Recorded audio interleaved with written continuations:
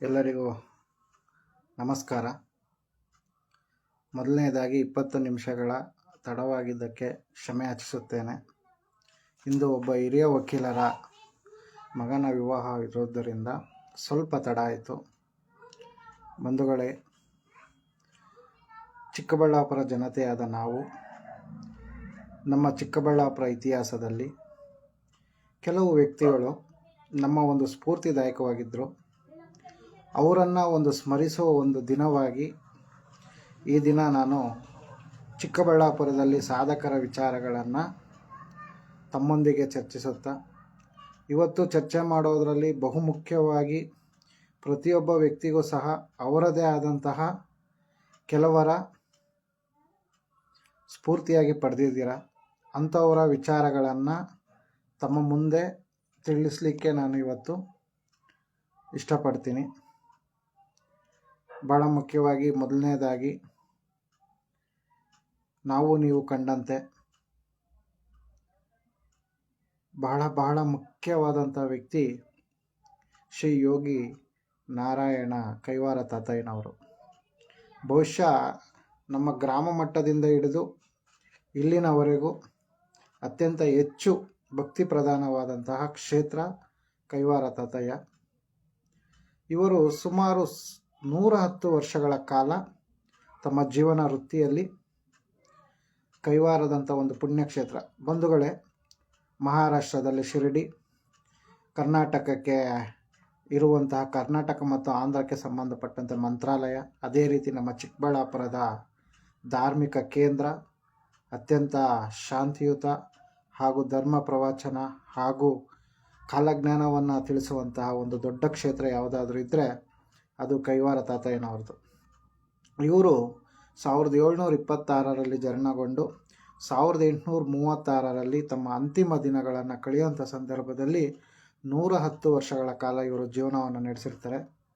ಇವತ್ತು ಆ ಸ್ಫೂರ್ತಿ ನೆಲೆಗಳು, ಅವರು ಬರೆದಿರ್ತಕ್ಕಂಥ ರಚನೆ ಮಾಡಿರ್ತಕ್ಕಂತಹ ಮಹಾನ್ 2 ಗ್ರಂಥಗಳು, ಮೊದಲನೇದಾಗಿ ಅಮರನಾರಾಯಣ ಶತಕ ಹಾಗೂ ಬ್ರಹ್ಮನಾಪುರಿ ಶತಕ, ಇವೆರಡು ಕನ್ನಡ ಮತ್ತು ತೆಲುಗು ಅಲ್ಲಿ ಲಭ್ಯ ಇದೆ.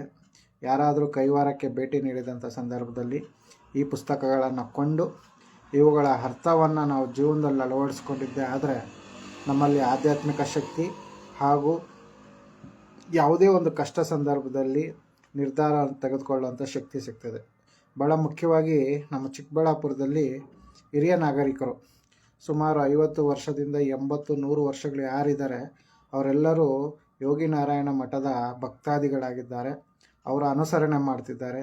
ಇವರಂಥ ಸ್ಫೂರ್ತಿದಾಯಕರು ನಮ್ಮ ಹಿರಿಯ ನಾಗರಿಕರಿಗೆ ಮತ್ತೊಬ್ಬರಿಲ್ಲ. ಹಾಗಾಗಿ ಮೊದಲನೇದಾಗಿ ಶ್ರೀ ಯೋಗಿ ಕೈವಾರ ನಾರಾಯಣ ತಾತಯ್ಯನವರಿಗೆ ನನ್ನ ನಮನಗಳು. ತದನಂತರ ಮತ್ತೊಂದು ವಿಶ್ವವಿಖ್ಯಾತ ವಿಶ್ವ ಇಂಜಿನಿಯರ್ಸ್ ಡೇ ಎಂದೇ ಕರೆಯಲ್ಪಡುವಂತಹ ಸರ್ ಎಂ ವಿಶ್ವೇಶ್ವರಯ್ಯನವರು. ಇವರು ನಮ್ಮ ಚಿಕ್ಕಬಳ್ಳಾಪುರ ತಾಲೂಕಿನ ಮುದ್ದೇನಹಳ್ಳಿ ಗ್ರಾಮದಲ್ಲಿ ಜನನ ಮಾಡ್ತಾರೆ. ಇವರು ವಿದ್ಯಾಭ್ಯಾಸ, ಇವರ ಸಾಧನೆಗಳನ್ನು ನಾವೆಲ್ಲರೂ ನೋಡಿದ್ದೀವಿ. ಇವತ್ತು ಅವರ ಒಂದು ಕಾರ್ಯಗಳಿಗೆ ಬಂದಾಗ ಭಾಳ ಮುಖ್ಯವಾಗಿ KRS ಡ್ಯಾಮ್ ಆಗಿರ್ಬೋದು, ಮೈಸೂರು ವಿಶ್ವವಿದ್ಯಾಲಯ ಆಗಿರ್ಬೋದು, ಕಾರ್ಖಾನೆಗಳ ಸ್ಥಾಪನೆ ಆಗಿರ್ಬೋದು, ಉದ್ಯೋಗ ಅವಕಾಶಗಳಾಗಿರ್ಬೋದು, ಮೈಸೂರು ದಿವಾನರ ಜೊತೆ ಇವರು ಮಾಡಿರ್ತಕ್ಕಂಥ ಅಭಿವೃದ್ಧಿ ಕೆಲಸಗಳಾಗಿರ್ಬೋದು, ಇವತ್ತು ಈಗಲೂ ಸಹ ನೀವು ಯಾರಾದರೂ ಮುದ್ದೇನಹಳ್ಳಿಗೆ ಬಂದಂಥ ಸಂದರ್ಭದಲ್ಲಿ ಒಮ್ಮೆ ನಿಮ್ಮ ಮಕ್ಕಳನ್ನು ಮುದ್ದೇನಹಳ್ಳಿಯ ಅವರ ಸಮಾಧಿ ಮತ್ತು ಅವರ ವಾಸದ ಮನೆ ಹಾಗೂ ವಸ್ತು ಸಂಗ್ರಹಾಲಯವಿದೆ, ದಯವಿಟ್ಟು ಒಮ್ಮೆ ಭೇಟಿ ಕೊಡಿ. ಅಲ್ಲಿ ನಾವು ಬಹಳ ಮುಖ್ಯವಾಗಿ ಅವರು ಬಳಸ್ತಾ ಇರ್ತಕ್ಕಂಥ ಪರಿಕಲ್ಪಗಳು ಹಾಗೂ ಅವರಿಗೆ ನೀಡಿರ್ತಕ್ಕಂಥ ಭಾರತ ರತ್ನ ಪದವಿ, ಪ್ರಶಸ್ತಿ, ಅದೇ ರೀತಿ ಅನೇಕ ಅವರ ನೆನಪುಗಳನ್ನು ಒಂದು ವಸ್ತು ಸಂಗ್ರಹಾಲಯವಾಗಿ ಮಾಡಿದೆ. ದಯವಿಟ್ಟು ಎಲ್ಲ ಪೋಷಕರಲ್ಲಿ ನನ್ನ ಮನವಿ, ಅಂತಹ ವ್ಯಕ್ತಿಗಳನ್ನು, ಮಹಾನ್ ಸಾಧಕರ ಜೀವನ ಚರಿತ್ರೆಯನ್ನು ನಮ್ಮ ಮಕ್ಕಳಿಗೆ ತಿಳಿ ಹೇಳಿದಾಗ ಖಂಡಿತ ಅವ್ರಿಗೊಂದು ಸ್ಫೂರ್ತಿದಾಯಕರಾಗ್ತಾರೆ. ಅಂಥ ಸಾಲಿನಲ್ಲಿ ನಿಲ್ಲುವಂಥವರು ಸರ್ ಎಂ ವಿಶ್ವೇಶ್ವರಯ್ಯನವರು. ಅದೇ ರೀತಿ CNR ರಾವ್ರವರು. ಯಾಕೆ ಅಂತಂದರೆ ನಮ್ಮ ಚಿಕ್ಕಬಳ್ಳಾಪುರಕ್ಕೆ 2 ಭಾರತ ರತ್ನ ಪ್ರಶಸ್ತಿಗಳು ಲಭಿಸಿದೆ. ಒಂದು ಸರ್ ಎಂ ವಿಶ್ವೇಶ್ವರಯ್ಯನವರು, ಎರಡನೇದು CNR ರಾವ್. ಭೌತಶಾಸ್ತ್ರ ಮತ್ತು ವಿಜ್ಞಾನದಲ್ಲಿ ಅತ್ಯಂತ ಹೆಚ್ಚು ಯಶಸ್ಸು ಸಾಧನೆ ಮಾಡಿರ್ತಕ್ಕಂಥವರು. ಇವರು ಚಿಂತಾಮಣಿಯ ಭಾಗದವರು, ನಮ್ಮ ಚಿಕ್ಕಬಳ್ಳಾಪುರ ಜಿಲ್ಲೆ ಚಿಂತಾಮಣಿ. ಇವರ CNR ರಾವ್ ಪೂರ್ಣ ಹೆಸರು ಚಿಂತಾಮಣಿ ನಾಗೇಶ್ ರಾಮಚಂದ್ರ ರಾವ್. ಇವರ ಒಂದು ಅತ್ಯುತ್ತಮ ಸಾಧನೆ ವಿಜ್ಞಾನ ಕ್ಷೇತ್ರದಲ್ಲಿ ಅತ್ಯಂತ ಹೆಚ್ಚು ಯಶಸ್ಸು ಸಾಧಿಸಲು ಬಹಳ ಮುಖ್ಯವಾಗಿ ವಿಜ್ಞಾನಿಯಾಗಿ ಪರಮಾಣು ಉತ್ಪಾದನೆ ಆಗಿರಬಹುದು, ಹೀಗೆ ಅನೇಕ ವಿಜ್ಞಾನ ಕ್ಷೇತ್ರದಲ್ಲಿ ಅಭಿವೃದ್ಧಿ ಹೊಂದಬೇಕಂತ ಹೊರಟಿರೋಂಥವ್ರಿಗೆ ಇವರು ಬಹಳ ಮುಖ್ಯವಾಗ್ತಾರೆ. ಇವರಿಗೆ ಹೆಚ್ಚಿನದಾಗಿ ವಿಜ್ಞಾನಿಗಳ ಕ್ಷೇತ್ರದಲ್ಲಿ ಹೆಚ್ಚು ಕೆಲಸ ಮಾಡಿರ್ತಕ್ಕಂಥ ಅನುಭವ, ಈ ಅನುಭವ ಮತ್ತು ಅವರ ಇವತ್ತಿನ ಒಂದು ಶಿಖರದ ಸಾಧನೆಯಲ್ಲಿ ನಾವೆಲ್ಲರೂ ನಮ್ಮ ಮಕ್ಕಳಿಗೆ ಒಂದು ಸ್ಫೂರ್ತಿದಾಯಕವಾಗಬೇಕು. ಯಾಕೆ ಇವತ್ತು ಈ ವಿಚಾರಗಳನ್ನು ಹೇಳ್ತಾ ಇದ್ದೀನಿ ಅಂತಂದರೆ, ಪ್ರತಿಯೊಬ್ಬ ಮಕ್ಕಳಲ್ಲಿ ನಮ್ಮ ಚಿಕ್ಕಬಳ್ಳಾಪುರದಲ್ಲಿ ಬರಡು ಭೂಮಿ ಪ್ರದೇಶವಾಗ್ತಾ ಇರೋದ್ರಿಂದ ಶಿಕ್ಷಣಕ್ಕೆ ಹೆಚ್ಚು ಮೌಲ್ಯಗಳು ಸಿಗಬೇಕು. ವಿದ್ಯಾರ್ಥಿ ದಶೆಯಲ್ಲಿ ಅತ್ಯಂತ ಹೆಚ್ಚಿನ ಮೌಲ್ಯಯುತ ಶಿಕ್ಷಣಗಳನ್ನು ಸಿಗಬೇಕು. ಹಾಗಾಗಿ ಇಂಥವರ ಸ್ಫೂರ್ತಿದಾಯಕವಾದ ವಿಚಾರಗಳನ್ನು ನಾವು ತಿಳ್ಕೊಬೇಕಾಗಿದೆ. ಅದೇ ರೀತಿ ಮತ್ತೊಬ್ಬರು ಇಂತಹ ಮಹಾನ್ ವ್ಯಕ್ತಿಗಳ ನಡುವೆ ಭಾರತಕ್ಕೆ 1947 ಆಗಸ್ಟ್ 15ರಂದು ಸ್ವಾತಂತ್ರ್ಯ ಬಂತು. ಇಂಥ ಸಂದರ್ಭದಲ್ಲಿ ಪಂಜಾಬ್ನಲ್ಲಿ ನಡೆದ ಜಲಿಯನ್ ವಾಲಾಬಾಗ್ನಂತೆ ಕರ್ನಾಟಕದ ಚಿಕ್ಕಬಳ್ಳಾಪುರ ಜಿಲ್ಲೆಯ ವಿದುರಾಶ್ವತ್ಥದಲ್ಲಿ ದಿನಾಂಕ 25/4/1938ರಂದು ಒಂದು ಸ್ವತಂತ್ರ ಸಂಗ್ರಾಮವೇ ನಡೆಯಿತು. ಸುಮಾರು 20,000 ಜನಸಂಖ್ಯೆ ಸ್ವತಂತ್ರ ಹೋರಾಟಗಾರರು ಸೇರಿದ ಸಂದರ್ಭದಲ್ಲಿ ಬ್ರಿಟಿಷ್ ಪೊಲೀಸ್ ಅಧಿಕಾರಿಗಳು ಯಾವುದೇ ಮುನ್ಸೂಚನೆಯನ್ನು ನೀಡದೆ ಗುಂಡಿನ ದಾಳಿಯನ್ನು ಕೈಗೊಂಡಾಗ 30ಕ್ಕೂ ಹೆಚ್ಚು ಸ್ವಾತಂತ್ರ್ಯ ಹೋರಾಟಗಾರರು ವೀರ ಸ್ಮರಣೆಯನ್ನು ಹೊಂದಿದ್ದಾರೆ. ಇವತ್ತು ಅವ್ರನ್ನೆಲ್ಲ ನಾವು ಸ್ಮರಿಸಬೇಕು. ಕಾರಣ ಏನಂತಂದರೆ, ಇದೇ 14ರ ಪುಲ್ವಾಮಾ ದಾಳಿ ಹಾಗೂ ಈ ಹೋರಾಟಗಳು ಒಂದು ನಮ್ಮ ದೇಶದಲ್ಲಿ, ನಮ್ಮ ಪ್ರಜೆಗಳಲ್ಲಿ, ಬಹಳ ಮುಖ್ಯವಾಗಿ ನಮ್ಮ ಚಿಕ್ಕಬಳ್ಳಾಪುರದಲ್ಲಿ ಎಲ್ಲರಲ್ಲೂ ದೇಶಾಭಿಮಾನ ಮೂಡಲಿಕ್ಕೆ ಇವರೆಲ್ಲ ಸಹಾಯ ಆಗ್ತದೆ. ಇವರಲ್ಲಿ ಬಹಳ ಮುಖ್ಯವಾಗಿ T.C. ಸಿದ್ಧಲಿಂಗಯ್ಯನವರು ವಕೀಲರಾಗಿರ್ತಾರೆ. ಆಮೇಲೆ ರೂಮಾಲೆ ಚನ್ನಬಸಪ್ಪ ಅವರು, ಮುಗುಳಪ್ಪ ಅವರು, ನಂಜುಂಡಯ್ಯ ಅವರು, ಡಿ ದಾನಪ್ಪ ಅವರು, ಟಿ ಸುನಂದಮ್ಮ ಅವರು, ರಾಮಯ್ಯ ಮಿತ್ರಿ ಅಂತವರು, ಹೀಗೆ ಅನೇಕ ಜನರು ಸ್ವತಂತ್ರ ಹೋರಾಟಗಾರರಾಗಿ ಹಾಗೂ ಈಗಲೂ ಸಹ ನಮ್ಮ ಕಣ್ಣ ಮುಂದೆ ಅನೇಕ ಸ್ವತಂತ್ರ ಹೋರಾಟಗಾರರು ನಾವು ಕಾಣ್ತಿದ್ದೀವಿ. ಇವರೆಲ್ಲ ನಮಗೆ ಸ್ಫೂರ್ತಿದಾಯಕರು. ಆಗಲೇ ಒಂದು ಆಧ್ಯಾತ್ಮಿಕವಾಗಿ ವಿಶ್ವೇಶ್ವರಯ್ಯ ಮತ್ತು CNR ಅವರು ಶೈಕ್ಷಣಿಕವಾಗಿ ಸ್ವಾತಂತ್ರ್ಯ ಹೋರಾಟಗಾರರ ಉದ್ದೇಶ ಇಷ್ಟೇ: ನಮ್ಮ ದೇಶದ ಪ್ರಜೆಗಳಾದ ನಾವು ಭಾರತ ಸಂವಿಧಾನ ನೀಡ್ತಕ್ಕಂಥ ಎಲ್ಲ ಹಕ್ಕುಗಳನ್ನು ನಾವು ಪಡೀತಾ ಇದ್ದೀವಿ.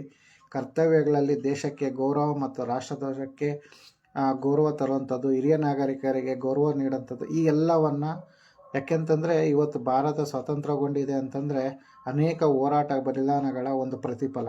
ಹಾಗಾಗಿ ಇಂಥವರನ್ನು ನಾವು ಸ್ಮರಿಸಬೇಕಾಗಿದೆ. ಹಾಗಾಗಿ ಸ್ವಾತಂತ್ರ್ಯ ಹೋರಾಟಗಾರರು ಕೂಡ ನಮಗೆ ಸ್ಫೂರ್ತಿದಾಯಕರಾಗ್ತಾರೆ. ಅವುಗಳಲ್ಲಿ ನಮ್ಮ ಚಿಕ್ಕಬಳ್ಳಾಪುರ ಜಿಲ್ಲೆಯವರ ವಿಚಾರವನ್ನು ನಾನು ನಿಮ್ಮ ಮುಂದೆ ತಿಳಿಸ್ತಾ ಇದ್ದೀನಿ. ನೆಕ್ಸ್ಟು ಬಹಳ ಮುಖ್ಯವಾಗಿ ಮತ್ತೊಂದು ಕ್ಷೇತ್ರ, ನಾವು ಯಾವುದು ನಮ್ಮ ಚಿಕ್ಕಬಳ್ಳಾಪುರದಲ್ಲಿ ಒಂದು ಸಿದ್ಧಾಂತ ಇದೆ: ನೀರು ಎಷ್ಟೇ ಆಳಕ್ಕೆ ಹೋದರೂ ಕೃಷಿ ಸಾಧಕರು ನಮ್ಮ ಚಿಕ್ಕಬಳ್ಳಾಪುರ ಕಡಿಮೆ ಏನಿಲ್ಲ. ಹಾಗಾಗಿ ರೀಸೆಂಟಾಗಿ AM ತ್ಯಾಗರಾಜು ಅಪ್ಪೇಗೌಡನಹಳ್ಳಿ ಅವರು ಮೈಸೂರಿನ ವಿಶೇಷ ಬಳ್ಳಿ ಆಲೂಗಡ್ಡೆಯನ್ನು ಬೆಳೆದಿರ್ತಾರೆ. ಸೊ ಒಂದು ಕೃಷಿಯಲ್ಲಿ, ನಾನು ಕಳೆದ ಒಂದು ಸಂಚಿಕೆಯಲ್ಲಿ ಹೇಳ್ತಿದ್ದೆ, ಕೃಷಿಯಲ್ಲಿ ಯಾವ ರೀತಿ ಬದಲಾವಣೆ ಆಗಬೇಕು ಅಂತಂದರೆ, ಹೊಸ ಮಾರುಕಟ್ಟೆಗಳನ್ನು ಉತ್ಪಾದನೆ ಮಾಡಲಿಕ್ಕೆ, ಹೊಸ ಒಂದು ಆವಿಷ್ಕಾರಗಳನ್ನು ಮಾಡಲಿಕ್ಕೆ ಕೃಷಿಯನ್ನು ನಾವು ಬಳಸ್ಕೊಬೇಕು. ಕೇವಲ ಆಲೂಗಡ್ಡೆ ಹಾಕ್ತಾಯಿದ್ದೀವಿ, ದಾಳಿಂಬೆ ಹಾಕ್ತಾಯಿದ್ದೀವಿ, ದ್ರಾಕ್ಷಿ ಹಾಕ್ತಾಯಿದ್ದೀವಿ, ರೋಸ್ ಹಾಕ್ತಾಯಿದ್ದೀವಿ ಅನ್ನೋದಕ್ಕಿಂತ ರೋಸ್ನಲ್ಲಿ ಬೇರೆ ಯಾವ ಥರ ಇದೆ, ದ್ರಾಕ್ಷಿಯಲ್ಲಿ ಬೇರೆ ಯಾವ ತಳಿ ಇದೆ, ಅಥವಾ ಬೇರೆ ದಾಳಿಂಬೆಯಲ್ಲಿ ಮತ್ತೇನು ಬೆಳಿಬೋದು. ಈ ನಡುವೆ ನಮ್ಮ ಚಿಕ್ಕಬಳ್ಳಾಪುರ ಭಾಗದಲ್ಲಿ ನಾವು ಸಣ್ಣ ಮಕ್ಕಳಿದ್ದಾಗ ಹೇಳ್ತಿದ್ರು ಆಪಲ್ನ ಕಾಶ್ಮೀರದಲ್ಲಿ ಮಾತ್ರ ಬೆಳೀತಿದ್ರು ಅಂತ. ಇವತ್ತು ನಮ್ಮ ಚಿಕ್ಕಬಳ್ಳಾಪುರ ಭೂಭಾಗದಲ್ಲೂ ಸಹ ಆಪಲ್ ಬೆಳೀತಿದ್ದಾರೆ. ಈ ರೀತಿಯಾದ ಕೃಷಿಯಲ್ಲಿ ಹೊಸ ಸಂಶೋಧನೆಗಳಾಗಬೇಕು. ಇಂಥ ಸಂಶೋಧನೆಗಳಾದಾಗ ಖಂಡಿತ ನಾವು ಯಶಸ್ಸನ್ನು ಗಳಿಸ್ತೇವೆ. ಇವರು ಅನೇಕ ಸ್ಫೂರ್ತಿದಾಯಕ ರೈತರಿದ್ದಾರೆ, ಅವ್ರಿಗೆಲ್ಲ ನನ್ನ ನಮಸ್ಕಾರಗಳು. ಅನೇಕ ಹೋರಾಟಗಾರರಿದ್ದಾರೆ ಕೃಷಿ ಪರವಾಗಿ, ರೈತರ ಪರವಾಗಿ, ಅವ್ರಿಗೆಲ್ಲ ಧನ್ಯವಾದಗಳು. ಅಂಥ ಸಾಹಿತ್ಯ ಕ್ಷೇತ್ರ, ಸಾಹಿತ್ಯ ಬಹಳ ಮುಖ್ಯವಾಗಿ ಹಂಪ ನಾಗರಾಜಯ್ಯನವರು ಹಳಗನ್ನಡದಲ್ಲಿ ಅವ್ರದ್ದೇ ಆದಂಥ ಕವಿತೆಗಳು ಬರೆದಿದ್ದಾರೆ. ಡಾಕ್ಟರ್ ಎಚ್ ನರಸಿಂಹಯ್ಯ ಅವರು, ಗೌರಿಬಿದನೂರವರು, ಇವರು ವೈಜ್ಞಾನಿಕ ಮತ್ತು ವೈಚಾರಿಕತೆಗಳ ಬಗ್ಗೆ ತಿಳಿಸಿದ್ದಾರೆ. ಬಿ ಆರ್ ಲಕ್ಷ್ಮಣರಾವ್ ಅವರು ಕವಿಗಳು ಮತ್ತು ಸಾಹಿತಿಗಳಾಗಿದ್ದಾರೆ. ಅದೇ ರೀತಿ ತಿರುಮಲೆ ತಾತಾಚಾರ್ಯ ಶರ್ಮಾ ಅವರು ಸಾಹಿತಿಗಳಾಗಿದ್ದಾರೆ. ಕುಮುದಾದೇಂದು ಮುನಿಯವರು, ಎಸ್ ಷಡಕ್ಷರಿ ಅವರು, ಗೋಪಾಲ್ಗೌಡ ಕಲ್ಪಮಂಜರಿ ಅವರು, ಕೆ ನರಸಿಂಹಮೂರ್ತಿಯವರು, ಎಲ್ ಬಸವರಾಜ್ ಅವರು, ಗುಡುಬಂಡೆ ಪೂರ್ಣಿಮಾ ಅವರು, ನಂದಿಗ್ರಾಮದ ಪಯ್ಯಣ್ಣ ವತ್ರಿ ಅವರು, ಡಾಕ್ಟರ್ ಕೋಡಿ ರಂಗಪ್ಪನವರು, ಗಾನ ಅಶ್ವಥ್ ಅವರು, ಸುನಂದಮ್ಮ ಅವರು, ಅದೇ ರೀತಿ ಪ್ರಭು ನಾರಾಯಣಗೌಡರು, ವಾಲಿ ಭಾಷಾರವರು, ನಂದಿ ಬಾಗೇಪಲ್ಲಿತ ಅಡಸ್ಕಳ ಕಬೀರ್ ಅವರು, ಸಾಹಿತ್ಯ ಕ್ಷೇತ್ರದಲ್ಲಿ ಹೀಗೆ ಅನೇಕ ಜನ ಸಾಹಿತಿಗಳು ಸಹ ಇವತ್ತು ನಮಗೆ ಸ್ಫೂರ್ತಿದಾಯಕವಾಗಿ ನಿಂತಿದ್ದಾರೆ. ಅಂಥ ಸ್ಫೂರ್ತಿದಾಯಕರ ಯಾಕೆ ಅಂತಂದರೆ ಕೆಲವರಲ್ಲಿ ಬರಹಗಾರರು ಸಹ ಇರ್ತಾರೆ. ಅಂಥವರ ವಿಚಾರಗಳನ್ನು ನಾವು ಮನದಟ್ಟು ಮಾಡ್ಕೊಬೇಕು. ಯಾಕೆ ಅಂತಂದರೆ ಇವರೆಲ್ಲ ಸಾಧನೆಯ ಶಿಖರವನ್ನು ಏರಿ ಜೀವನ ಒಂದು ಪಯಣದಲ್ಲಿ ಯಶಸ್ವಿ ಸಾಧನೆಗೈದಿದ್ದಾರೆ. ಅದಾದ ನಂತರ ಬಹಳ ಮುಖ್ಯವಾಗಿ ಇವತ್ತಿನ ಯುವಜನತೆಗೆ ಅತ್ಯವಶ್ಯಕವಾಗಿ ಬೇಕಾಗಿರ್ತಕ್ಕಂಥದ್ದು ರಾಜಕೀಯ. ಬಂಧುಗಳೇ, ನನ್ನ ಅನುಭವದಲ್ಲಿ ನಾನು ಚಿಕ್ಕಬಳ್ಳಾಪುರದಲ್ಲಿ ಕಳೆದ 14 ವರ್ಷಗಳಿಂದ ವಕೀಲ ವೃತ್ತಿಯನ್ನು ಮಾಡ್ತಿದ್ದು ಹಾಗೂ ರಾಜಕೀಯವಾಗಿ ತೊಡಗಿಸ್ಕೊಂಡಂಥ ಸಂದರ್ಭದಲ್ಲಿ ಕಂಡಂಥ ಕೆಲವು ಮಹಾನ್ ಕೇಳಿದಂಥ ವ್ಯಕ್ತಿಗಳ ಬಗ್ಗೆ ನಾನು ನಿಮ್ಮ ಜೊತೆ ಚರ್ಚೆ ಮಾಡಲಿಕ್ಕೆ ಕೊಡ್ತೀನಿ. ಪ್ರತಿಯೊಬ್ಬ ರಾಜಕೀಯ ವ್ಯಕ್ತಿ ಸಾಧಕರಲ್ಲೂ ಸಹ ಒಂದೊಂದು ವೈಶಿಷ್ಟ್ಯತೆಗಳಿದೆ. ಮೊದಲನೇದಾಗಿ ನನ್ನ ಆಲೋಚನೆಯಲ್ಲಿ ಬಂದಂಥದ್ದು ಸಿ ವಿ ವೆಂಕಟರಾಯಪ್ಪನವರು. 3 ಬಾರಿ ಶಾಸಕರಾಗಿ ಆಯ್ಕೆಯಾಗಿ ಅವರ ಸಾಧನೆಗಳಲ್ಲಿ ಬಹುಮುಖ್ಯವಾಗಿ ನಿಲ್ಲಂಥದ್ದು ನಮ್ಮ ಚಿಕ್ಕಬಳ್ಳಾಪುರಕ್ಕೆ ಇವತ್ತಿನ ಅವಶ್ಯಕವಾದ ಶಿಕ್ಷಣವನ್ನು ಸುಮಾರು 40 ವರ್ಷಗಳ ಹಿಂದೆಯೇ ಚಿಕ್ಕಬಳ್ಳಾಪುರದಲ್ಲಿ ಶಿಕ್ಷಣದ ಹರಿಕಾರರಾಗಿ, ಕ್ರಾಂತಿಕಾರರಾಗಿ ಚಿಕ್ಕಬಳ್ಳಾಪುರದಲ್ಲಿ ಶಿಕ್ಷಣವನ್ನು ಉನ್ನತ ಮಟ್ಟಕ್ಕೆ ಏರಿಸಿದಂಥ ಮಹಾನ್ ವ್ಯಕ್ತಿಗಳಲ್ಲಿ ಮೊದಲನೇ ಸ್ಥಾನದಲ್ಲಿ ನಿಲ್ತಕ್ಕಂಥವರು ನಮ್ಮ ಸಿ ವಿ ವೆಂಕಟರಾಯಪ್ಪನವರು. ಅಭಿವೃದ್ಧಿಯ ವಿಚಾರದಲ್ಲಿ, ನಗರಾಭಿವೃದ್ಧಿಯ ವಿಚಾರದಲ್ಲಿ, ಅದೇ ರೀತಿ ಗ್ರಾಮಗಳ ಅಭಿವೃದ್ಧಿಯಲ್ಲಿ ಇವರ ಪಾತ್ರ ಅತಿ ಮುಖ್ಯವಾದಂಥದ್ದು. ಹಾಗೆ ಸರ್ಕಾರದ ಜೊತೆ ಉತ್ತಮ ಬಾಂಧವ್ಯವನ್ನು ಇಟ್ಟುಕೊಂಡು ಚಿಕ್ಕಬಳ್ಳಾಪುರವನ್ನು ಅಭಿವೃದ್ಧಿಪಡಿಸಿದ್ದಾರೆ. ಅದೇ ರೀತಿ ಸಣ್ಣ ಉದಾಹರಣೆ ಏನಂತಂದರೆ ಚಿಕ್ಕಬಳ್ಳಾಪುರದೊಂದು ಒಂದು ವ್ಯವಸ್ಥೆಯ ರೀತಿಯಲ್ಲಿ ಅಭಿವೃದ್ಧಿಪಡಿಸಿರ್ತಕ್ಕಂಥದ್ದಾಗಿರ್ಬೋದು. ಅದೇ ರೀತಿಯಾಗಿ ಇಂದಿನ ಯುವ ಪೀಳಿಗೆಯು ಸಹ ಅವರನ್ನು ನೆನೆಸ್ಕೊಂಥ ಶಕ್ತಿ ಅವ್ರು ಮಾಡಿ ಕೆಲಸ ಹೋಗಿದ್ದಾರೆ. ಅವರಿಂದ ಅನೇಕ ಜನರಿಗೆ ಉದ್ಯೋಗ ಅವಕಾಶಗಳು ಸಿಕ್ಕಿದೆ. ಇವತ್ತು ಅನೇಕ ಸರ್ಕಾರಿ ಕಚೇರಿಗಳಲ್ಲಿ ಕೆಲಸ ಮಾಡ್ತಿರ್ತಕ್ಕಂಥವ್ರಿಗೆ ಶಿಕ್ಷಣವನ್ನು ನೀಡಿದ್ದಾರೆ. ಇವರು ಯಾವ ಮಟ್ಟಕ್ಕೆ ಮಾಡಿದ್ದಾರೆ ಅಂತಂದರೆ ಇವತ್ತು ಎಲ್ಲ ಸರ್ಕಾರಿ ಶಾಲೆಗಳಲ್ಲಿ, ಚಿಕ್ಕಬಳ್ಳಾಪುರ ಜಿಲ್ಲೆಯ ಸರ್ಕಾರಿ ಶಾಲೆಗಳಲ್ಲಿ, ಇವರ ಶಾಲೆಗಳಲ್ಲಿ ಓದಿರ್ತಕ್ಕಂಥ ಮಕ್ಕಳು ಇವತ್ತು ಶಿಕ್ಷಕರಾಗಿ ಕೆಲಸ ಮಾಡ್ತಿದ್ದಾರೆ. ಅದು ಇವರ ಒಂದು ದೂರದೃಷ್ಟಿ ಅಂತ ಹೇಳಲಿಕ್ಕೆ ಇಷ್ಟಪಡ್ತೀನಿ. ಭಗವಂತ ಅವ್ರ ಕುಟುಂಬಕ್ಕೆ ಮತ್ತಷ್ಟು ಇಂತಹ ಕೆಲಸ ಮಾಡುವಂಥ ಶಕ್ತಿ ನೀಡಲಿ ಅಂತ ಕೇಳ್ಕೊತೀನಿ. ತದನಂತರ ನಾನು ಕಂಡಂಥ ವ್ಯಕ್ತಿಗಳಲ್ಲಿ, ಅವರ ಪರಿಚಯವನ್ನು ಪಡೆದಂಥ ವ್ಯಕ್ತಿಗಳಲ್ಲಿ ಕೆ ಬಿ ಪಿಳ್ಳಪ್ಪನವರು. ಬಹುಶಃ ಸಿ ವಿ ವೆಂಕಟರಾಯಪ್ಪನವರು ಚಿಕ್ಕಬಳ್ಳಾಪುರ ಅಭಿವೃದ್ಧಿ ಮತ್ತು ಶಿಕ್ಷಣಕ್ಕೆ ಒತ್ತನ್ನು ನೀಡಿದ್ರೆ, ಕೆ ಬಿ ಪಿಳ್ಳಪ್ಪ ಅವರು ರೈತರು ಮತ್ತು ರೈತರ ಅಭಿವೃದ್ಧಿ ಹಾಗೂ ರೈತರ ಸಂರಕ್ಷಣೆಯಲ್ಲಿ ಅವರ ಒಂದು ಶಕ್ತಿಯನ್ನು ನಾವು ನೋಡ್ಬೋದು. ವಿಧಾನ ಪರಿಷತ್ ಚುನಾವಣೆಯಲ್ಲಿ ಸಹ ಅವರು ಜಯಶೀಲರಾಗ್ತಾರೆ. ವಿಧಾನ ಪರಿಷತ್ನ ಸದಸ್ಯರಾಗಿ ಚಿಕ್ಕಬಳ್ಳಾಪುರದ PLD ಬ್ಯಾಂಕ್ ಅಂದರೆ ಪಿಳ್ಳಪ್ಪನವರ ಒಂದು ಶ್ರಮ, ರೈತರನ್ನು ಬರಗಾಲದಲ್ಲಿ ಅಥವಾ ಸಾಲ ಸೌಲಭ್ಯಗಳಲ್ಲಿ ರಕ್ಷಿಸಿ ಇಂದು ಚಿಕ್ಕಬಳ್ಳಾಪುರದ ರೈತರ ಮನೆಮಗನಾಗಿ ಇಂದಿಗೂ ಸಹ ಆಶಾಕಿರಣವಾಗಿರ್ತಕ್ಕಂಥವರು ಕೆ ಬಿ ಪಿಳ್ಳಪ್ಪನವರು. ಇವರೆಲ್ಲ ಏತಕ್ಕೆ ಅಂತಂದರೆ ಅನೇಕ ಯುವಕರು ರಾಜಕೀಯಕ್ಕೆ ಬರಬೇಕು, ಬೆಳಿಬೇಕು, ನಾನು ಅದಾಗಬೇಕು, ನಾನು ZP ಆಗಬೇಕು, ನಾನು TP ಆಗಬೇಕು, ನಾನು MLA ಆಗಬೇಕು, ಎಲ್ಲರೂ ಹೇಳ್ತಿದ್ದಾರೆ. ಆದರೆ ಒಂದು ಸಿದ್ಧಾಂತಗಳನ್ನು ನಾವು ಇಂತಹ ವ್ಯಕ್ತಿಗಳನ್ನು ನೋಡಿ ಕಲಿಬೇಕಾಗಿದೆ. ಹಾಗಾಗಿ ಇವರೆಲ್ಲ ನಮ್ಮ ಸ್ಫೂರ್ತಿದಾಯಕರಾಗಿ ನಿಲ್ತಾರೆ. ಇವ್ರ ನಂತರ ಬಾಗೇಪಲ್ಲಿಯ GV ಶ್ರೀರಾಮ್ ರೆಡ್ಡಿ ಸರ್ ಅವರು 2 ಬಾರಿ ಬಾಗೇಪಲ್ಲಿಯ MLA ಆಗ್ತಾರೆ. ಇವತ್ತು ಚಿತ್ರಾವತಿ ಅಣೆಕಟ್ಟು ಡ್ಯಾಮ್ನ ಕಟ್ಟಿದ್ದಾರೆ. ಬಾಗೇಪಲ್ಲಿಯಲ್ಲಿ ಅದರದೇ ಆದ ಒಂದು ಅಭಿವೃದ್ಧಿ ಕಾರ್ಯಗಳನ್ನು ಮಾಡಿದ್ದಾರೆ. ಭ್ರಷ್ಟಾಚಾರ ವಿರೋಧಿಯಾಗಿ ಎಡಪಂಥಿ CPM ಪಕ್ಷವನ್ನು ಸ್ಥಾಪಿಸಿ ಇಂದಿಗೂ ಸಹ ಅವರು ನಮ್ಮನ್ನು ಅಗಲಿದ್ದರೂ ಸಹ ಇವತ್ತು ಒಂದು ರಾಜಕೀಯ ಧ್ರುವತಾರೆಯಾಗಿ ಬಾಗೇಪಲ್ಲಿ ಕ್ಷೇತ್ರವನ್ನು ರೂಪಿಸಿ ಹೋಗಿದ್ದಾರೆ. ಅವರ ಅಣತಿಯಂತೆ ಇಂದಿಗೂ ಸಹ ಅಲ್ಲಿನ ಒಂದು ಜನ ಅವರಿಗೆ ನೀಡುವಂಥ ಗೌರವವನ್ನು ನಾವು ಕಾಣ್ಬೋದು.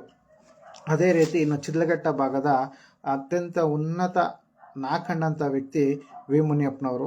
ಸರಿಸುಮಾರು 6 ಬಾರಿ ಚಿದ್ಲಘಟ್ಟದ MLA ಆಗಿ ಆಯ್ಕೆಯಾಗಿರ್ತಾರೆ. ಇವರು ಸಹ ರಾಜಕೀಯ ಸ್ಫೂರ್ತಿ. ಇವರು ಮಾಜಿ ಭೂವಿಜ್ಞಾನಿ ಸಚಿವರಾಗಿದ್ದರೂ ಸಹ ಅನೇಕ ಅಭಿವೃದ್ಧಿ ಕಾರ್ಯಗಳನ್ನು ಮಾಡಿದ್ದಾರೆ. ಇಂದು ಚಿದ್ಲಘಟ್ಟದಲ್ಲಿ ಸಹ ಅವರ ಹೆಸರು ಶಾಶ್ವತವಾಗಿದೆ. ಇವರ ಅಣತಿಯಂತೆ ಕೆಲವೊಂದು ಕಡೆ DK ಶಿವಕುಮಾರ್ ಕೂಡ ಹೇಳ್ತಾರೆ ವಿ ಮುನಿಯಪ್ಪನವರೇ ನನಗೆ ಸ್ಫೂರ್ತಿ ಅಂತ. ಸೊ ದೊಡ್ಡ ದೊಡ್ಡ ಲೀಡರ್ಗಳನ್ನು ಹುಟ್ಲಿ ಹಾಕಲಿಕ್ಕೆ ಇಂಥ ಮಹಾನ್ ನಾಯಕರಿಂದ ಮಾತ್ರ ಸಾಧ್ಯ. ಇವರೆಲ್ಲರನ್ನ ನಾವು ಅನುಸರಿಸಬೇಕು, ಅವರ ಜೊತೆ ನಾವು ಬೆಳಿಬೇಕು ಅನ್ನೋದು ನನ್ನ ಒಂದು ಅಭಿಲಾಷೆ. ಅದೇ ನಂತರ ಇನ್ನು ಗೌರಿಬಿದನೂರಲ್ಲಿ NS ಶಿವಶಂಕರ ರೆಡ್ಡಿ ಸರ್ ಅವರು ಅಷ್ಟೇ ವಿಧಾನಸಭೆಗೆ 4 ಬಾರಿ ಆಯ್ಕೆಯಾಗಿದ್ದಾರೆ. ಅದೇ ರೀತಿ ಅವರು ಕೆಲಸ ಮಾಡಿದ್ದಾರೆ, ಸ್ಪೀಕರ್ ಆಗಿ ಕೆಲಸ ಮಾಡಿದ್ದಾರೆ. ಎಸ್ಪೆಷಲಿ ಗೌರಿಬಿದನೂರು ಭಾಗಕ್ಕೆ ಬೇಕಾಗಿರ್ತಕ್ಕಂಥ ಇಂಡಸ್ಟ್ರಿಯಲ್ಗಳು ತಂದಿದ್ದಾರೆ. ನೋಡಿ, ಒಬ್ಬೊಬ್ಬ MLA ಸಹ ಒಂದೊಂದು ಅವ್ರ ಕ್ಷೇತ್ರಕ್ಕೆ ಬೇಕಾಗಿರ್ತಕ್ಕಂಥ ಕೆಲಸಗಳನ್ನು ಮಾಡಿದ್ದಾರೆ. ವಿ ಮುನಿಯಪ್ಪನವರು ರೇಷ್ಮೆ ಅಭಿವೃದ್ಧಿಯನ್ನು ಇಂಪ್ರೂವ್ ಮಾಡಿದ್ರು. GV ಶ್ರೀರಾಮ್ ರೆಡ್ಡಿ ಅವರು ಬಾಗೇಪಲ್ಲಿಗೆ ನೀರಿನ ವ್ಯವಸ್ಥೆಯನ್ನು ಮಾಡಿದ್ರು. ಅದೇ ರೀತಿ NS ಶಿವಶಂಕರ ರೆಡ್ಡಿ ಅವರು ಗೌರಿಬಿದನೂರು ಭಾಗಕ್ಕೆ ಇಂಡಸ್ಟ್ರಿಯಲ್ ಏರಿಯಾನ ತಗೊಂಡ್ಬಂದಿದ್ದಾರೆ. ಚಿಕ್ಕಬಳ್ಳಾಪುರ CB ವೆಂಕಟರಾಯಪ್ಪನವರು ಶಿಕ್ಷಣದ ಕ್ರಾಂತಿಯನ್ನು ಮಾಡಿದ್ದಾರೆ. ಇದೆಲ್ಲದರ ಜೊತೆ ಮತ್ತೆ ಇತ್ತೀಚಿನ ಕಳೆದ ಒಂದು 20 ವರ್ಷಗಳಿಗೆ 10 ವರ್ಷಗಳಿಂದ ಬಂದಾಗ ಬಚ್ಚೇಗೌಡರು KP ಬಚ್ಚೇಗೌಡರಾಗಿರ್ಬೋದು ಭ್ರಷ್ಟಾಚಾರ ರಹಿತವಾಗಿ ಆಡಳಿತವನ್ನು ಮಾಡಿದ್ದಾರೆ. ಇವರೆಲ್ಲ ರಾಜಕೀಯವಾಗಿ ಬರಬೇಕಾಗಿರ್ತಕ್ಕಂಥ ಯುವಕರಿಗೆ ಇವರನ್ನು ನಾವು ಮಾದರಿ ತಗೊಬೇಕು. ಯಾರೋ ನಮ್ಮನ್ನು ಹೊಗಳಿದ್ರು, ನಮಗೆ ಹೇಳಿದ್ರು, ಇವು ಯಾವೂ ನಮ್ಗೆ ಓಟಾಗಿ ಕನ್ವರ್ಟ್ ಆಗಲ್ಲ. ಎಷ್ಟು ಜನ ನಾವು ಭಾವನಾತ್ಮಕವಾಗಿ ಮತದಾರರೊಂದಿಗೆ ಬದುಕ್ತಾ ಇದ್ದೀವಿ, ನಾವು ಎಷ್ಟು ಜನ ಭಾವನಾತ್ಮಕವಾಗಿ ಮತದಾರರ ಸಮಸ್ಯೆಯನ್ನು ಬಗೆಹರಿಸ್ತಿದ್ದೀವಿ, ಇವುಗಳ ಮೇಲೆ ಇವೆಲ್ಲವನ್ನು ನಿಂತಿರ್ತದೆ. ಅದೇ ರೀತಿ ನಾನು ಚಿಕ್ಕಬಳ್ಳಾಪುರದಲ್ಲಿ ಕಂಡಂಥ ಚಿಕ್ಕಬಳ್ಳಾಪುರದ ಒಂದು ಅಭಿವೃದ್ಧಿಯನ್ನು ಮತ್ತೊಂದು ಹಂತಕ್ಕೆ ಕೊಂಡೊಯ್ದವರು ಡಾಕ್ಟರ್ ಕೆ ಸುಧಾಕರ್ ಅವರು. ಚಿಕ್ಕಬಳ್ಳಾಪುರಕ್ಕೆ ಮೆಡಿಕಲ್ ಕಾಲೇಜ್ ಆಗಿರ್ಬೋದು, ಕನ್ನಡ ಭವನ ಆಗಿರ್ಬೋದು, ಪ್ರೈವೇಟ್ ಬಸ್ ಸ್ಟ್ಯಾಂಡ್ ಆಗಿರ್ಬೋದು, ಶಾಲೆಗಳಾಗಿರ್ಬೋದು, ಹಳ್ಳಿಗಳಲ್ಲಿ ಗಂಗಾ ನೀರಿನ ವ್ಯವಸ್ಥೆ ಆಗಿರ್ಬೋದು, ಅದೇ ರೀತಿ ರಸ್ತೆಗಳ ಸಂಪರ್ಕ ಆಗಿರ್ಬೋದು, ಟೂರಿಸಮ್ ಇಂಪ್ರೂವ್ಮೆಂಟ್ ಆಗಿರ್ಬೋದು, ಅನೇಕ ಯೋಜನೆಗಳನ್ನು ಇವರ ಒಂದು ಶಾಸಕತ್ವದಲ್ಲಿ ತಂದರು. ಹಾಗಾಗಿ ಆರೋಗ್ಯ ಸಚಿವರಾಗಿದ್ದಾಗ ಆ ಸಂದರ್ಭದಲ್ಲಿ ನಂದಿ ಹೋಬಳಿ ಮಟ್ಟದ ಆಸ್ಪತ್ರೆಗಳನ್ನು ಅಭಿವೃದ್ಧಿಪಡಿಸಿದ್ದಾರೆ. ಇವೆಲ್ಲ ಸಾಧನೆಗಳು ಸ್ಫೂರ್ತಿ. ನಾವು ಮುಂದಿನ ರಾಜಕೀಯ ಭವಿಷ್ಯಕ್ಕೆ ಬರಬೇಕಾಗಿರೋಂಥವರು ಇವುಗಳೆಲ್ಲವನ್ನು ನಾವು ತಿಳಿದಿರಬೇಕು. ಹಾಗೆ ಅದೇ ರೀತಿ ಮತ್ತೊಬ್ಬರು ನನ್ನ ಸಹೋದರ ಸಮಾನರಾದ ನವೀನ್ ಕಿರಣ್ರವರು. ಇವರು ಬಹುಶಃ ಚಿಕ್ಕಬಳ್ಳಾಪುರದ ಇವತ್ತಿಗೂ ಕೂಡ ಯುವಕರ ಸ್ಫೂರ್ತಿ ಎಂದೇ ಕರಿತೀವಿ.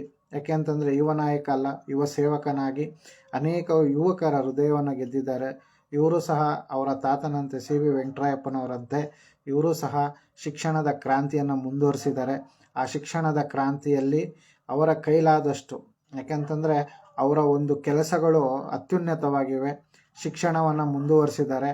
ಅದೇ ರೀತಿ ಚಿಕ್ಕಬಳ್ಳಾಪುರ ಇತಿಹಾಸದಲ್ಲಿ ಬೆಂಗಳೂರು BMTCಯನ್ನು ಚಿಕ್ಕಬಳ್ಳಾಪುರಕ್ಕೆ ತರ್ತಾರೆ. ಇವತ್ತು ಸಹ ಅದು ಕಾರ್ಯನಿವೃತ್ತವಾಗ್ತಾ ಇದೆ.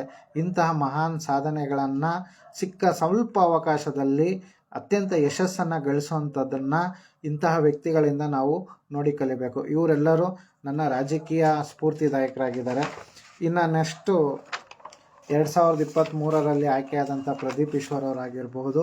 ಅದೇ ರೀತಿ ಅವರು ಸಹ ರಾಜಕೀಯಕ್ಕೆ ಹೊಸದು, ಕಾರಣ ಅವರು ಶಿಕ್ಷಣದಿಂದ ರಾಜಕೀಯಕ್ಕೆ ಬಂದಿದ್ದಾರೆ. ಮುಂದಿನ ದಿನಗಳಲ್ಲಿ ಅವರು ಸಹ ಅತ್ಯಂತ ಯಶಸ್ಸನ್ನು ಗಳಿಸಲಿ ಅಂತ ಹೇಳ್ತೀನಿ. ಇವರೆಲ್ಲರ ಯಶಸ್ಸು ಏನಾಗ್ತದೆ ಅಂದರೆ ನಮ್ಮ ಚಿಕ್ಕಬಳ್ಳಾಪುರದ ಅಭಿವೃದ್ಧಿ ಆಗ್ತದೆ. ಸೊ ಮುಂದಿನ ದಿನಗಳಲ್ಲಿ CB ವೆಂಕಟರಾಯಪ್ಪನವರ ಕುಟುಂಬ ಇರ್ಬೋದು, ನವೀನ್ ಕಿರಣ್ ಸರ್ ಇರ್ಬೋದು, ಯಾರೇ ಇರಬಹುದು, ಇವರೆಲ್ಲರ ಉದ್ದೇಶ ಏನು ಅಂತಂದರೆ ಅವರನ್ನು ನಂಬಿರೋಂಥ ವ್ಯಕ್ತಿಗಳನ್ನು ಅವ್ರು ಬೆಳೆಸ್ತಿದ್ದಾರೆ. ಅವ್ರು ನಂಬಿರ್ತಕ್ಕಂಥ ವ್ಯಕ್ತಿಗಳನ್ನು ತಪ್ಪು ದಾರಿಗೆ ಹೋಗ್ದಾಗ ತಡೀತಿದ್ದಾರೆ. ಸೊ ಅದೇ ರೀತಿ ರಾಜಕೀಯ ನೆಲೆವನ್ನು ಕಂಡುಕೊಳ್ಳಕ್ಕೆ ಬರ್ತಕ್ಕಂಥ ಯುವಕರಿಗೆ ಒಂದೇ ಮಾತು, ಸೊ ಹಾದಿ ತುಂಬ ಕಷ್ಟ ಇದೆ. ಹಾಗಾಗಿ ಸ್ಫೂರ್ತಿದಾಯಕವಾಗಿ ಇಂಥ ವ್ಯಕ್ತಿಗಳನ್ನು ತೆಗೆದುಕೊಳ್ಳಿ. ಅವ್ರು ಮಾಡಿರ್ತಕ್ಕಂಥ ಕೆಲಸ, ಅವರ ಶ್ರಮವನ್ನು ನೀವು ಗುರುತಿಸ್ಬೇಕಾಗ್ತದೆ. ಕೇವಲ ಒಂದು ವ್ಯವಸ್ಥೆಯನ್ನು ಬಿಟ್ಟು ನಾವು ಬಂದು ಚುನಾವಣೆ ಒಂದು ಪಕ್ಷ ಇದ್ದರೆ ನಾವು ಗೆಲ್ತೀವಿ ಅನ್ನೋ ಸುಳ್ಳು. ಅದಕ್ಕಿಂತ ಬಹಳ ಮುಖ್ಯವಾಗಿ ನಾನು ಆಗಲೇ ಹೇಳಿದಾಗೆ ಮತದಾರರ ಮನಸ್ಸನ್ನು ಗೆಲ್ಲುವವನು ಖಂಡಿತ ಚುನಾವಣೆಯಲ್ಲಿ ಗೆಲ್ತಾನೆ. ಆ ಕೆಲಸ ಚುನಾವಣೆಗೆ ನಿಲ್ಲುವಂಥ ಎಲ್ಲ ವ್ಯಕ್ತಿಗಳು ಮಾಡಿ. ಯುವಕರು ಇನ್ನಷ್ಟು ರಾಜಕೀಯಕ್ಕೆ ಬರಬೇಕು. ಆ ರಾಜಕೀಯ ಭವಿಷ್ಯವನ್ನು, ಭಾರತ ಭವಿಷ್ಯತ್ತನ್ನು ಹೆಚ್ಚುಗೊಳಿಸಬೇಕು. ಯಾಕೆಂತಂದರೆ 100ರಲ್ಲಿ 70 ಜನ ಯುವಕರು ಇರೋದ್ರಿಂದ ಈ ರಾಜಕೀಯ ಜೀವನವನ್ನು ಅತ್ಯಂತ ಶಿಸ್ತಾಗಿ ನಾವು ತೆಗೆದುಕೊಳ್ಬೇಕಾಗಿದೆ ಬಂಧುಗಳೇ. ಇದಾದ ನಂತರ ಕ್ರೀಡೆ ಕ್ಷೇತ್ರದಲ್ಲಿ ನಮ್ಮ ಚಿಕ್ಕಬಳ್ಳಾಪುರದಲ್ಲಿ ರಾಷ್ಟ್ರ ಮಟ್ಟದಲ್ಲಿ ಆಡಿರ್ತಕ್ಕಂಥ ಕಬಡ್ಡಿ ಪ್ಲೇಯರ್ಸ್ ಇದ್ದಾರೆ, ಖೋಖೋದಲ್ಲಿ ಆಡಿರ್ತಕ್ಕಂಥ ಪ್ಲೇಯರ್ಸ್ ಇದ್ದಾರೆ, ರನ್ನಿಂಗ್ ರೇಸಲ್ಲಿದ್ದಾರೆ, ಥ್ರೋಬಾಲ್ ಇದ್ದಾರೆ. ಸೊ ಹೀಗೆ ಪ್ರತಿಯೊಂದು ಕ್ಷೇತ್ರದಲ್ಲೇ ಯಶಸ್ಸನ್ನು ಸಾಧಿಸಿದ್ದಾರೆ. ಯಾವ ವ್ಯಕ್ತಿ ನಮ್ಮ ಚಿಕ್ಕಬಳ್ಳಾಪುರದಲ್ಲಿ ಯಶಸ್ಸನ್ನು ಸಾಧಿಸಿದಾರೋ ಅಂಥ ವ್ಯಕ್ತಿಗಳನ್ನು ನಾವು ಗುರುತಿಸಿ ಅವರಿಗೆ ನಾವು ಒಂದು ವೇದಿಕೆಯನ್ನು ಕೊಟ್ಟಂಥ ಸಂದರ್ಭದಲ್ಲಿ ಆ ಶಾಲೆಗಳಲ್ಲಿ ಅಥವಾ ಕಾಲೇಜುಗಳಲ್ಲಿ ಈ ಒಂದು ಸಾಧಕರನ್ನು ನಾವು ಶಾಲೆಗಳಿಗೆ ಕರೆಸಿದ್ದೇ ಆದಂತಾಗಲಿ, ಕಾಲೇಜಿಗೆ ಕರೆಸಿದ್ದೆ ಅಂತಾಗಲಿ, ಖಂಡಿತ ನಮ್ಮ ಮಕ್ಕಳಲ್ಲಿ ಆ ಹೊಸ ಚೈತನ್ಯವನ್ನು ತುಂಬಲಿಕ್ಕೆ ಸಹಾಯ ಆಗ್ತದೆ. ಇನ್ನು ಮುಂದೆ ಎಲ್ಲ ಕಾಲೇಜು ಮತ್ತು ಶಾಲೆಗಳಿಗೆ ನಾನು ರಿಕ್ವೆಸ್ಟ್ ಮಾಡೋದೇನಂತಂದರೆ, ನಿಮ್ಮ ಶಾಲೆಗಳಿಗೆ ಇಂಥ ಮಹಾನ್ ನಾಯಕರನ್ನು ಅಥವಾ ಅವರ ಆದರ್ಶಗಳನ್ನು ಅನುಸರಿಸ್ತಕ್ಕಂಥ ವ್ಯಕ್ತಿಗಳನ್ನು, ಇಂಥವರನ್ನು ಶಾಲಾ ಕಾಲೇಜುಗಳಿಗೆ ಕರೆಸ್ಬೇಕಂತ ನಾನು ಮನವಿ ಮಾಡ್ತೀವಿ. ಯಾವ ಕ್ಷೇತ್ರದಲ್ಲಿ ಹೆಚ್ಚು ಯಶಸ್ಸನ್ನು ಸಾಧಿಸಿರ್ತಾರೋ ಅಂಥ ವ್ಯಕ್ತಿಗಳನ್ನು ನಾವು ಆ ಶಾಲೆಗೆ ಕರೆಸಿದಾಗ ಆ ಮಕ್ಕಳಲ್ಲಿ ಆ ಸ್ಫೂರ್ತಿದಾಯಕತೆ ಬೆಳೀತದೆ. ಇದಾದ ನಂತರ ನಟನೆಯಲ್ಲಿ ನಮ್ಮ ಚಿಕ್ಕಬಳ್ಳಾಪುರದ ಜಡತಿಮನೆಯಲ್ಲಿಯ ಶ್ರೀನಿವಾಸ ಮೂರ್ತಿಯ ಹಿರಿಯ ಕಲಾವಿದರು, ಅವ್ರ ಮಗ ನವೀನ್ ಕೃಷ್ಣ ಅಂತಿದ್ದಾರೆ. ಅವರು ಸಹ ಧಾರಾವಾಹಿಗಳು ಮತ್ತು ಸಿನಿಮಾಗಳನ್ನು ಮಾಡ್ತಿದ್ದಾರೆ. ಅದೇ ರೀತಿ ನಮ್ಮ ಚಿಕ್ಕಬಳ್ಳಾಪುರದ ನಗರದ ಹರಿಪ್ರಿಯ ಎನ್ನುವರು, ಅದೇ ರೀತಿ ನಮ್ಮ ಚಿದ್ಲಘಟ್ಟದ ಆರ್ ಚಂದ್ರದವರು ನಿರ್ದೇಶಕರು, ಅತ್ಯಂತ ಯಶಸ್ವಿ ಚಿತ್ರಗಳನ್ನು ನೀಡಿದ್ದಾರೆ. ಇವರೆಲ್ಲ ಏನಂತಂದರೆ, ಅನೇಕ ಜನ ನಮ್ಮ ಚಿಕ್ಕಬಳ್ಳಾಪುರದಲ್ಲಿ ಡ್ಯಾನ್ಸ್ ಕ್ಲಾಸ್ಗಳಿದೆ, ರೈಟರ್ಸ್ ಇದ್ದಾರೆ, ಶಾರ್ಟ್ ಮೂವಿ ಮಾಡೋರಿದ್ದಾರೆ, ಎಲ್ಲರೂ ಇದ್ದಾರೆ, ಆ್ಯಕ್ಟಿಂಗ್ ಸ್ಕಿಲ್ಸ್ ಕಲಿಸ್ತಾ ಇದ್ದಾರೆ. ಇದರೆಲ್ಲರಿಗೂ ಇಂಥ ವ್ಯಕ್ತಿಗಳನ್ನು ನಿಮ್ಮ ಅಕಾಡೆಮಿಗಳಿಗೆ ಕರೆಸಿ, ಇವರಿಂದ ನೀವು ಅನೇಕ ಮಕ್ಕಳಿಗೆ ಮತ್ತಷ್ಟು ಯಶಸ್ಸನ್ನು ಗಳಿಸ್ತದೆ. ಎಸ್ಪೆಷಲಿ ಈಗ ಎಲ್ಲ ಪರೀಕ್ಷೆಗಳು ಪ್ರಾರಂಭ ಆಗ್ತಾ ಇರೋದ್ರಿಂದ ಸಮ್ಮರ್ ಕ್ಯಾಂಪ್ಸ್ ಪ್ರಾರಂಭ ಆಗ್ತದೆ. ಈ ಸಮ್ಮರ್ ಕ್ಯಾಂಪ್ಸಲ್ಲಿ ಇಂಥ ಮಹಾನ್ ವ್ಯಕ್ತಿಗಳನ್ನು ನಾವು ಆ ಸಮ್ಮರ್ ಕ್ಯಾಂಪ್ಗಳಿಗೆ ಕರೆಸೋದ್ರಿಂದ ನಮ್ಮ ಮಕ್ಕಳಲ್ಲಿ ಮುಂದಿನ ವರ್ಷದ ಶಿಕ್ಷಣಕ್ಕೆ ಮುಂಚೆ ಒಂದು ಸ್ಫೂರ್ತಿದಾಯಕ ಒಂದು ಶಕ್ತಿಯನ್ನು ನಾವು ನೀಡಲಿಕ್ಕೆ ಸಾಧ್ಯ ಆಗ್ತದೆ. ಅದೇ ರೀತಿ ಇನ್ನು ಪರಿಸರ ವಿಚಾರಕ್ಕೆ ಬಂದಾಗ ಗುಡುಬಂಡೆಯ ಆನಂದ್ರವರು, ಇವರು ಗುಂಪು ಮರದ ಆನಂದ್ ಅಂತ ಕರೀತಾರೆ. ಇವರು ನಮ್ಮ ಶಿಕ್ಷಕರು ಕೂಡ. ನನಗೆ ಹೈಸ್ಕೂಲ್ನಲ್ಲಿ ಸಮಾಜ ವಿಜ್ಞಾನ ಪಾಠವನ್ನು ಸಹ ಮಾಡಿದ್ದಾರೆ. ಇವರು ಸುಮಾರು ಲಕ್ಷಾಂತರ ಮರಗಳನ್ನು ನೆಟ್ಟಿದ್ದಾರೆ. ಅದೇ ರೀತಿ ಇವರಿಗೆ ಸ್ಫೂರ್ತಿದಾಯಕವಾಗಿ ಚಿಕ್ಕಬಳ್ಳಾಪುರದಲ್ಲಿ ಹಸಿರು ತಂಡ ಇದೆ. ಈ ಹಸಿರು ತಂಡವನ್ನು ಮಧು ಎಂಬ ಯುವಕ ನಡೆಸ್ತಾ ಇದ್ದಾನೆ. ಸೊ ಅವ್ರಿಗೆಲ್ಲ ನಾನು ಚಿರಋಣಿ. ಯಾಕೆಂತಂದರೆ ಒಂದು ಕಡೆ ನಾವು ಪರಿಸರ ನಾಶ ಮಾಡ್ತಾ ಹೊರಟ್ರೆ, ಇವರು ಪರಿಸರವನ್ನು ಮತ್ತಷ್ಟು ಬಲಗೊಳಿಸಲಿಕ್ಕೆ ಶಕ್ತಿ ಆಯುಧವಾಗಿ ನಮ್ಮ ವಿರುದ್ಧವೇ ಅತ್ಯಂತ ಮರಗಳನ್ನು ನೆಡುವ ಮೂಲಕ ನಮಗೆ ಒಂದು ಸ್ಫೂರ್ತಿದಾಯಕರಾಗಿದ್ದಾರೆ. ಇವ್ರಿಗೆಲ್ಲನೂ ನನ್ನ ನಮಸ್ಕಾರಗಳು.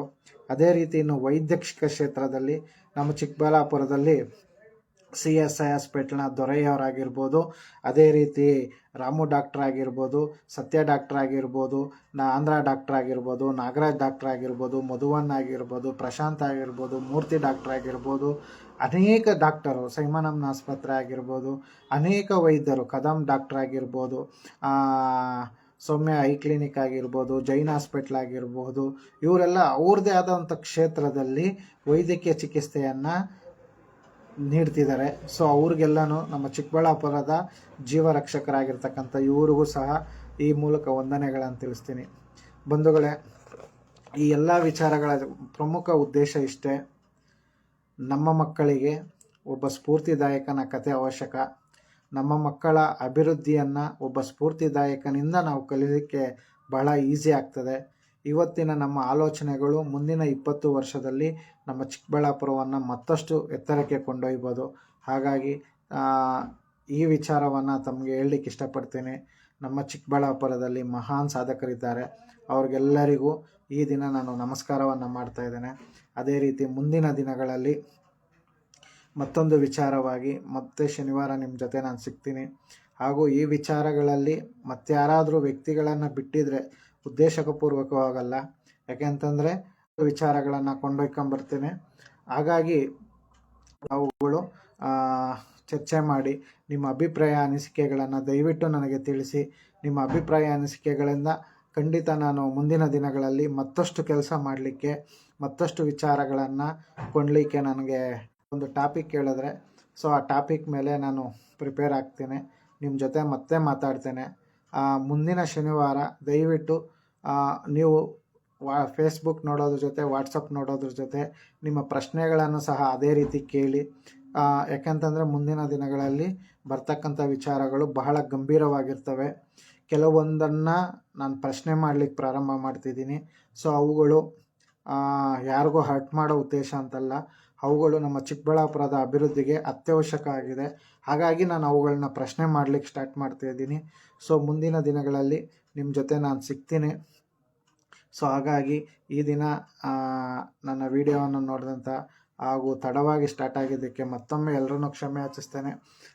ಮತ್ತೆ ಸಿಗೋಣ ಮುಂದಿನ ಶನಿವಾರ ನಿಮ್ಮ ಜೊತೆ.